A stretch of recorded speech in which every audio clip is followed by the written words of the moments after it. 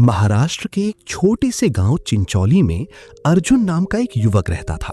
गांव बहुत सुंदर था। चारों तरफ हरियाली, सुबह की ठंडी हवा और शाम का सुकून। लेकिन अर्जुन के भीतर हमेशा एक तूफान चलता रहता था। उसके मन में उठने वाले अनगिनत विचार उसे चैन से जीने नहीं देते थे। कभी बीते हुए कल की चिंता तो कभी आने वाले कल का डर। धीरे धीरे उसकी नींद खत्म होने लगी और उसकी चेहरे की मुस्कान भी गायब हो गई। एक दिन जब वो अपने ही विचारों से पूरी तरह थक गया तो उसने गांव के बाहर नदी के उस पार रहने वाले एक मौन साधु के पास जाने का फैसला किया। उसने अपनी सारी परेशानी साधु को बताई और पूछा, बाबा, मेरा मन कभी शांत नहीं होता, मैं क्या करूं?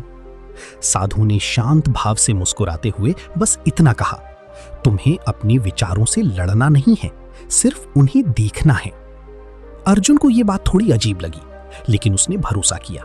वो एक शांत जगह पर बैठ गया और अपने मन को देखने लगा। शुरुआत में सब कुछ और भी मुश्किल हो गया। विचार पहले से ज्यादा तेज आने लगे। पुरानी यादें, गलतियां, डर और भविष्य की चिंता उसे घेरने लगी। उसे लगा कि वो ये नहीं कर पाएगा। लेकिन इस बार उसने ना तो विचारों को रोकने की कोशिश की और ना ही उनसे भागा। वो बस चुपचाप बैठा रहा और उन्हें देखता रहा। दिन बीतते गए और धीरे धीरे उसके भीतर कुछ बदलने लगा। एक दिन उसे अचानक एक गहरा एहसास हुआ कि ये विचार वो खुद नहीं है, बल्कि वो तो बस इन्हें देखने वाला है। जैसे ही उसने ये समझा, उसके मन का शोर धीरे धीरे शांत होने लगा। जो डर उसे पहले सताता था वो कमजोर पड़ने लगा और पहली बार अर्जुन ने अपने अंदर सच्ची शांति महसूस की। कुछ दिनों बाद वो साधु को धन्यवाद कहने वापस गया, लेकिन वहां न कोई साधु था और न कोई झोपड़ी।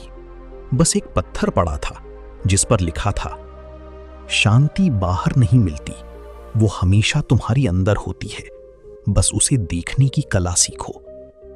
उस दिन के बाद अर्जुन की जिंदगी बदल गई। अब वो वही इंसान था, लेकिन उसका नजरिया पूरी तरह बदल चुका था।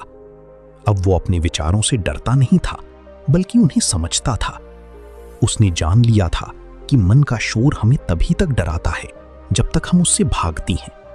जिस दिन हम रुककर उसे देखना सीख जाती हैं, उसी दिन सच्ची शांति हमारे भीतर जन्म लेती है।